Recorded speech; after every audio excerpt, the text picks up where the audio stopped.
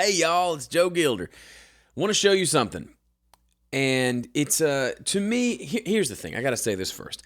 There is such a thing in the world as drum replacement technology, right? There's Trigger from Slate, Drumagog, and a bunch of others. I can't remember the names because I don't use them. Now, if you replace drums, if you take a crappy kick drum sound and you replace it with a good sample, or you take a decent drum sound and you augment it. You add samples to it and blend them together. I'm not mad at you. I don't think you're a cheater. I don't think you're lame. But for me, it just hasn't been something that I've gotten into. Now, fast forward 3 years from now, maybe I'll be using it on everything. I have been to sessions where the engineer kind of says, we're obsessing over getting the right kick drum placement on the mic, and little joking comments come out of, well, we're just going to replace it anyway, so it doesn't matter. I'm not okay with that. If you're okay with that, great.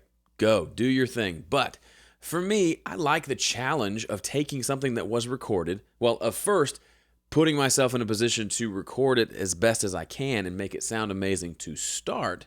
And then I like the challenge of pulling it up in a session and making it work in the mix without having to replace it with something else. That said, I think if you do a lot of drum replacement, I just feel like you're missing out. That's what I feel. You're missing out on an opportunity to make something work without having to resort to adding extra sounds to it.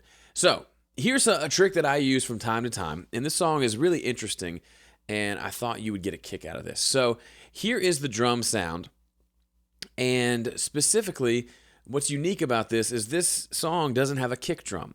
It has a floor tom that the drummer is playing as a kick drum. So it's playing a kick drum pattern, and it's really interesting. So my challenge with this song is to make it sound like a kick drum, enough to where it has the low end that you're expecting in a mix with a traditional sounding kit, other than the fact that there's no kick drum. So here's what it sounds like. This is mixed without my special sauce here on as you can see, the mystery track. So this is everything without the mystery track, with that tom playing a kick drum sort of pattern.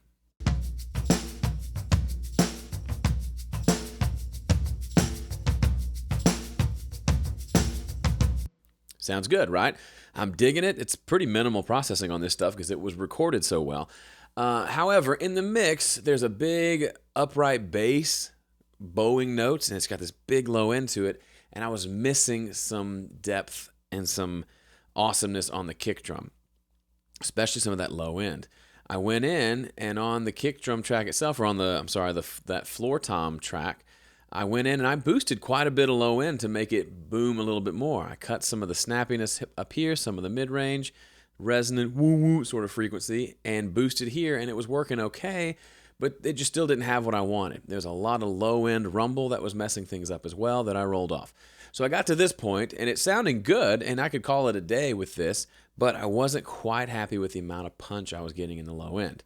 So what did I do? You've probably seen me do this before if you've been following me for a while. I took that track, I duplicated it, and then I selected the audio, and I came over here to this little transpose feature in Studio One. I literally just transposed it down. I took it down 8 half steps. Now, why 8? I tried at 12, which is an octave. That felt too low. 7 felt a little too high. 8 felt about right. Just like Goldilocks. So then I took that track, and here's what that sounds like versus the original. Okay, so here's that. Then I took it one step further. I rolled off all the highs and even some of the lows to just leave this area that kind of, this sort of a hump that centers right around 100 hertz or so. And use the auto gain feature to make it nice and loud. And here it is. So that sounds like, I don't know how well you can hear that on your system, but it's just rumble. It's just low end ness, right? And by itself, it sounds a little bit like if you ever use one of those sub-kick microphones that just picks up low frequencies, you usually blend that with your other microphone to get you a nice full kick drum sound. So listen to what happens to this kick drum now. I'll solo that floor tom, and I'll add in this track, which I've labeled, in my actual mix, I've labeled it sub, because it sounds like a sub kick. And listen to what it adds when I turn that on.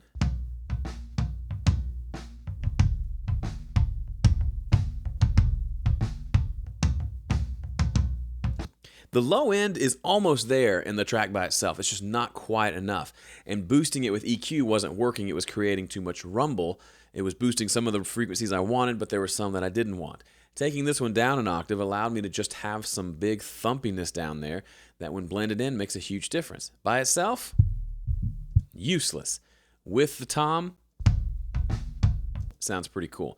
To give you one more context point for this before you go try it yourself, here is the mix without the sub, and in a second I'll click this S solo button to bring the sub back in, and listen to how much more fullness comes in with just that one little track.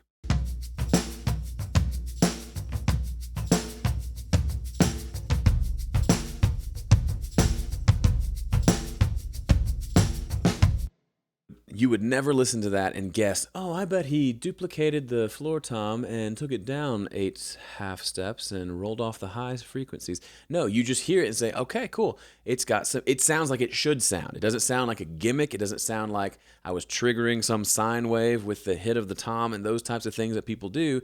And I didn't need to replace it with a sample or add in another sample. I used the existing audio, manipulated it, messed it up, blended it back in, and it worked really well.